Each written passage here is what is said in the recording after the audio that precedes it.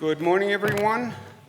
I don't think anyone here today needs any introduction, but from my far right, we have our great Commissioner of Health, Dr. Howard Zucker, the great Senate Leader, Andrea Stewart-Cousins, the phenomenal Speaker, Carl Heastie, and the great Special Counsel, Beth Garvey. A couple of issues today. I'm going to sign a bill at the conclusion of my remarks that the Houses passed yesterday. That is essential, and I'll have more comments on that in a second. But first, an update on the general situation. We said for the past several weeks that with this coronavirus situation, you're going to see a continued spreading. That spreading is inevitable. I said you'll start to see community spread cases where you can't track it back directly to one place or one visit. And I think that's what we're seeing today. We have a case in Westchester, a 50-year-old gentleman who did not travel to any of the places that are on the quote-unquote watch list, did travel to Miami, but that is not a place that we have known that there's any cluster of coronavirus. And he has tested positive, lives in Westchester, works in Manhattan, has been with his family in Westchester. So we are now going through possible connections to track down possible connections to find people. The SAR school in Riverdale closed. That is today. That's a school that one of the children attended. There may be some more schools that voluntarily close just until they determine exactly if there were children who might have exposed other children, because you have to now track back all of these situations. The gentleman our information is the gentleman had an underlying respiratory illness, and he is ill, and he is hospitalized. That's juxtaposed with the case we talked about yesterday, which was a 39-year-old healthcare worker who is positive, but she's at home. She's not even hospitalized. And they said, why isn't she hospitalized? Because she has mild symptoms, right? We're all focused on the spread trajectory. The real fact that's relevant is 80% of the people who get this virus will self-resolve. They may not even know they had the virus. It will be like a flu with mild symptoms. 20% could get ill. And the lethality rate, estimated by CDC, 1.4%, which is about double the normal flu rate. But again, with populations, senior citizens, immune compromised, and people with a underlying illness. So that's the overall picture. We also have two families in Buffalo who traveled to Italy, and the part of Italy that has had an outbreak. Those two families are now being tested, and they are isolated in their homes. So we're seeing what we expected, what we anticipated, which is a continuing spread. The increased testing and getting up that testing capacity, you can see how important it is now. Our capacity was only a couple of hundred tests per day. You take one of these situations and you're tracking back possible exposures, you see the numbers increasing very quickly. So getting our testing capacity up is critical. We're working with private laboratories where Department of Health will share their testing protocol with those laboratories, but increasing the capacity of testing by bringing on those proven labs. And that's also ongoing. We've made good progress on that. SUNY is contemplating having the students who are in abroad programs come home. We'll have a final determination on that by the end of the day. There's a practical reason why you might want students to come home before travel from that country is stopped. So SUNY is going to be deciding that today. We announced, as you know, insurance regulations that will protect people who have to pay any costs.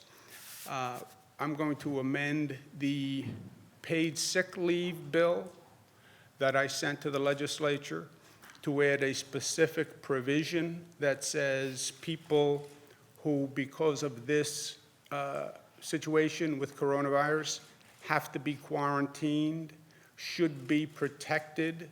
Their employer should pay them for the period of quarantine, and their job should be protected. I'm going to make that amendment to the paid sick leave bill that I sent up.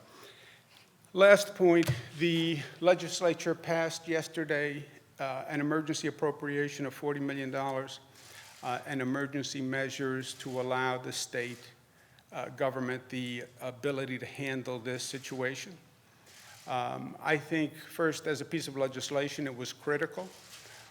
These quarantines, when we say someone has to be quarantined or we have to set up a congregate quarantine facility, you need the legal authority to do that.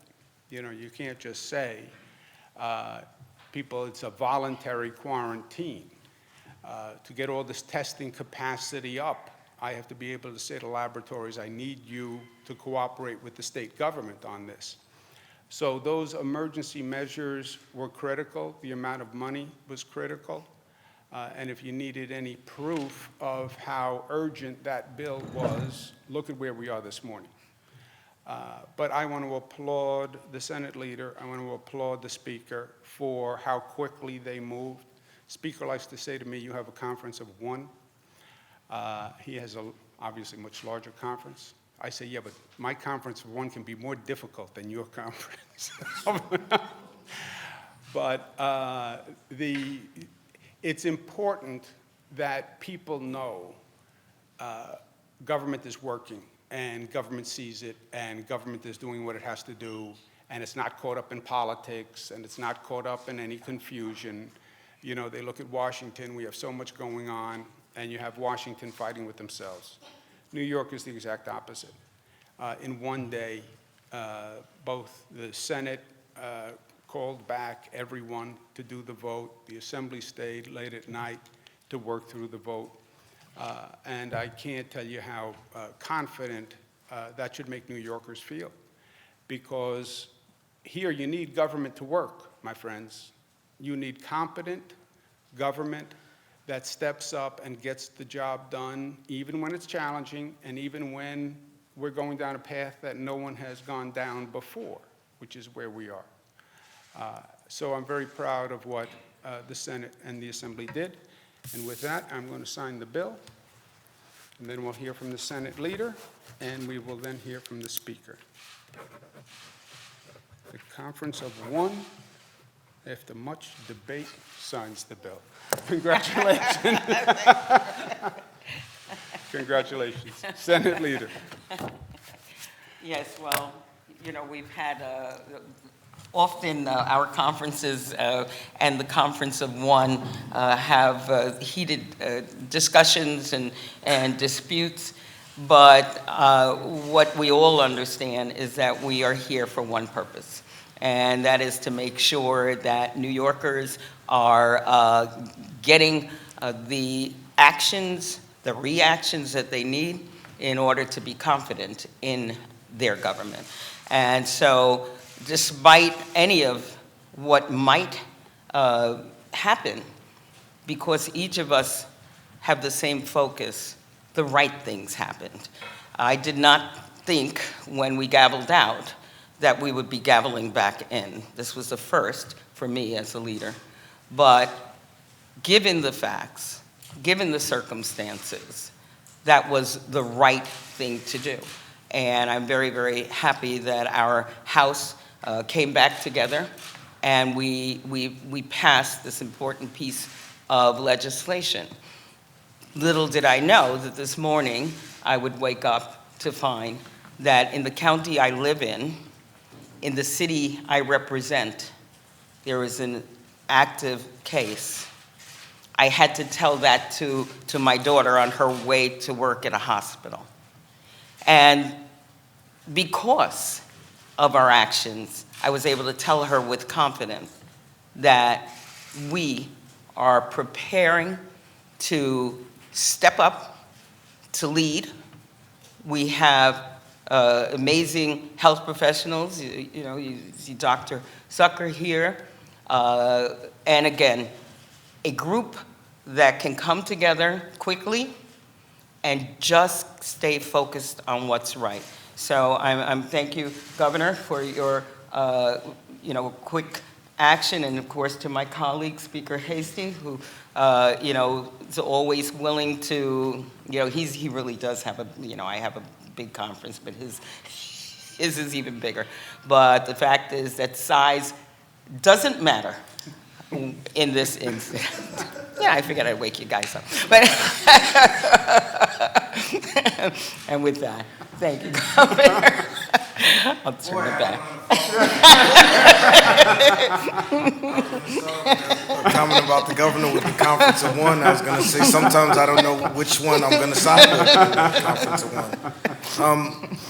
But I think one of the takeaways that should be from the swift action is that I think in coordination and and the briefing by Commissioner Zucker, Dr. Zucker, I don't think there's a more prepared state. I don't think there's a more prepared health department to deal with the situation at hand. As the governor said, it's a situation we've never kind of dealt with before, and some of these decisions, time is going to be of the essence, and so I think the quick coordination and for the Department of Health to be able to make swift, decisions that may end up happening simultaneously in, two different counties, I think is the reason why the members said that they thought it was important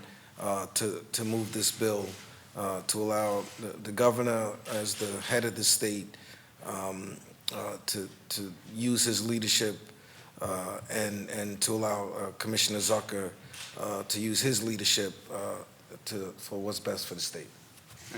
Thank you.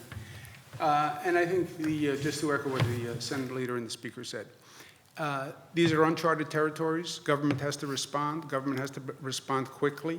It can't be a situation where we have to do something. We have to quarantine people, and we say, well, hold on a second. We don't know that we have the legal authority. We have to go pass a bill. We have to do this. You have to be able to move. This is every day matters here. And we have to have the funds to do that, the resources to do that. And that's what the bill was about yesterday. Also, as a matter of course, I work very closely with the Senate leader and the speaker, and as things come up, I inform them right away, sometimes in the middle of the night, just to make sure they have the same amount of aggravation that I do. But we're in close communication on all these events as they come up and the actions that we're taking.